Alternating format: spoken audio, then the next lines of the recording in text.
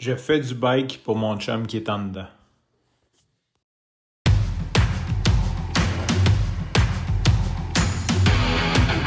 Il aime le code. Il faut que la communication soit codée, mais de façon claire et transparente. La rigidité, c'est pas pour lui. Mon nom est Francis Parent-Valquette et vous écoutez le Sandro Show. Mais le plus important, c'est qu'il est bélier. Aujourd'hui, je vais te parler, je vais commencer par quand on tombe célibataire, ce qui est le fun, c'est qu'on se remet ou on se met à voir plein de gens qu'on voyait moins souvent. Je vais dire ça comme ça, pas parce qu'on veut pas les voir, mais parce que quand tu es en couple, bien sûr, il y a des obligations de couple. Je vais pas dire des obligations, mais tu as des amis communs, donc tu as moins de temps pour toi nécessairement, tu as plus de compromis, tu as plus de trucs à faire. Donc, j'ai des amis que j'avais envie de voir, que je voyais moins souvent. Et un d'entre eux, je l'ai vu au mois de mai. On a fini par aller souper.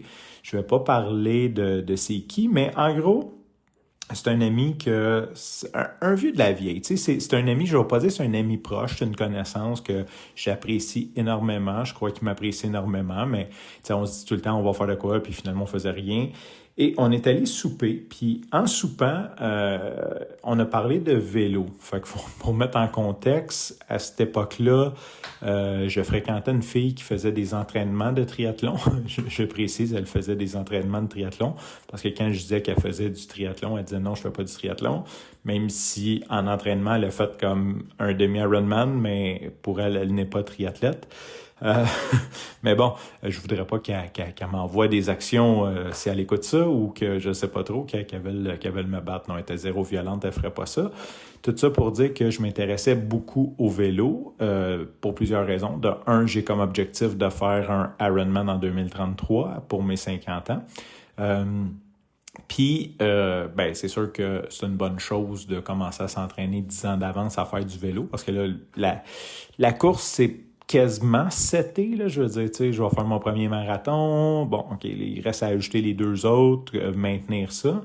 Fait que il me reste la natation puis le vélo embarqué. Donc, c'était une bonne raison de faire du vélo. Tu sais, quand t'as une source de motivation, quand t'as une amie qui fait du vélo, quand t'as des raisons d'en faire, ben, tu sais, ça donne le goût. Et quand tu te mets à t'intéresser à un sujet, ben la vie, c'est bien fait parce que tu ouvres tes oreilles et tes yeux sur ce sujet-là. Et là, tu vois tous tes chums qui font du vélo que t'as toujours ignoré qu'ils faisaient ça ou que genre tu t'en foutais un peu. Puis tu leur parles de vélo.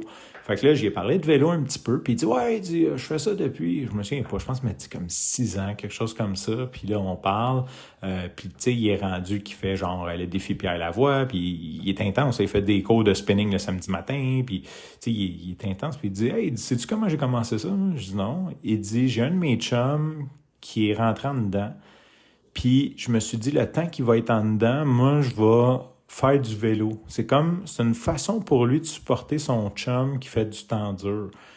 J'étais comme, quoi? J'ai vraiment demandé de répéter. Je dis, tu fais ça parce que ton chum est en dedans? Il dit, ouais, il dit, ça m'a fait de la peine. Puis il dit, tu sais, c'est une façon de le supporter. Puis là, c'est sûr que c'est un jugement extérieur. Je connais aucunement le chum, je connais aucunement le contexte, j'ai aucune idée de où ça part, mais j'ai quand même trouvé ça weird. Je disais, OK, le gars est en prison, puis toi, tu fais du bike. Genre, comme, j'étais, OK. Intéressant. J'ai quand même trouvé ça intéressant. Ça m'a quand même marqué. Ça m'a beaucoup porté à réflexion de me dire, hey, moi, si j'ai un de mes chums là, qui s'en va dedans, là, qu'est-ce que je ferais pour le supporter?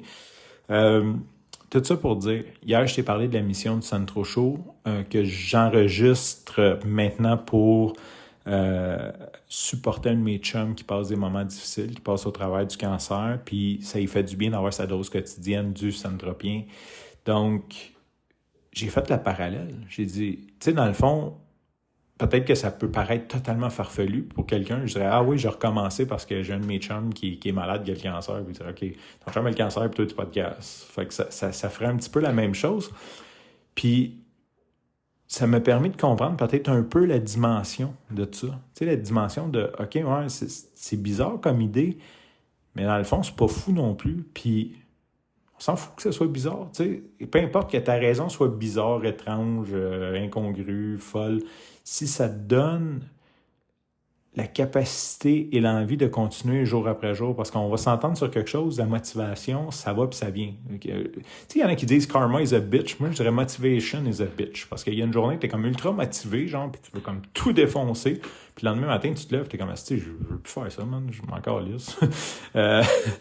C'est comme la roulette russe de motivation. You're dead! Fait que c'est ça. Fait que c'est un petit peu ce que je voulais te partager aujourd'hui, le côté d'avoir une mission. Ça a l'air comme souvent les gens parlent de ça, une mission, des valeurs, une vision, puis ça a l'air un peu ésotérique. T'es comme OK. Mais dans le fond, des fois, t'as pas besoin d'aller la chercher loin, cette mission-là ou cette vision-là. T'as juste à rester à l'écoute puis vouloir faire quelque chose comme plus grand que toi pour quelqu'un d'autre. Mon chum Angelo, il disait tout le temps, puis j'aime pas beaucoup cette phrase-là, désolé Angelo, je sais pas si tu vas l'écouter, mais si tu l'écoutes, il dit être quelqu'un pour quelqu'un. En fait, ce que j'aime pas, j'aime le concept d'être quelqu'un pour quelqu'un. Ce que j'aime pas, c'est comme le côté glorifié d'aider quelqu'un. Ça, c'est quelque chose que j'aime moins parce que dire être quelqu'un, c'est peut-être juste le choix du vocabulaire, mais dire être quelqu'un, il y a comme un côté genre je suis quelqu'un, tu sais, mais je comprends aussi que c'est la façon d'exprimer, ça vient de fraternité anonyme, ça vient un petit peu de thérapie. C'est de faire quelque chose pour les autres qui va t'aider à toi aussi grandir. Tu sais, on se le cachera pas, je veux dire, ça va m'amener d'un autre niveau. D'ailleurs, je vais faire une parenthèse là-dessus puisque j'ai pas mal fini de quoi je voulais parler, fait que je vais juste parler de n'importe quoi. Si tu as envie de faire stop, c'est un bon moment. J'ai l'impression que... Non, j'ai pas l'impression. Je suis dans une nouvelle vague de podcasting. C'est vraiment agréable. C'est vraiment agréable la vibe que j'ai par rapport au podcast. Je dis pas que avant, tu sais, c'est un petit peu, je pense que j'ai parlé à des chums coureurs, puis peut-être qu'on peut trouver plusieurs liens, mais je vais faire un lien avec la course à pied. Tu sais, quand tu commences à courir, genre, tu regardes tes chiffres, tes heures, ton temps, tu veux perdre du poids, tu regardes la balance, puis t'es après viré fou. Puis là, ben, si ça baisse pas, si ça monte pas. Fait que je vais faire un petit peu le parallèle, tu sais. Quand j'ai commencé le podcast, c'est sûr que je voulais aider les gens. Je parle surtout avec celui de course à pied, Webmest. Le Centro Show, c'était totalement pour moi. C'était totalement égocentrique pour moi, pour m'aider, pour m'entraîner, pour avoir un futur, pour pouvoir réécouter ça, pour pouvoir le léguer à mes enfants. Mais je regardais beaucoup ma montre, les écoutes. Je vais dire ça comme ça. Je regardais le nombre d'écoutes, puis les gens. Puis quand j'avais pas de réaction, ça venait un petit peu me chercher, tu sais. Maintenant, je pense que je suis plus détaché. Je pense que c'est vraiment une nouvelle ère. Sincèrement, tu sais, on relance. En fait, Billy relance coureur.io puis il m'amène avec lui. Non, on relance coureur.io. Mais tu sais, j'ai une vibe différente de... S'il y a 0 écoute, c'est pas grave, j'ai eu du fun à faire l'épisode avec Billy puis l'invité. Billy, inquiète-toi pas, juste pour for the record, là, l'épisode démo, là, on a fait une bande-annonce de 30 secondes, puis il y a déjà beaucoup d'écoutes sur cette bande-annonce.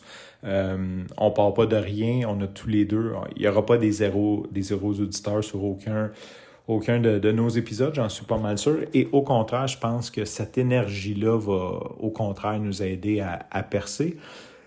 Fait que c'est ça, je voulais dire que je voulais en profiter aussi de dire que je suis comme d'une nouvelle ère, mais d'avoir une mission comme coureur.io, c'est vraiment d'accompagner les gens à se mettre ou se remettre en forme par la course à pied ou le Centro Show, de juste faire du bien à mon chum qui passe des moments difficiles présentement.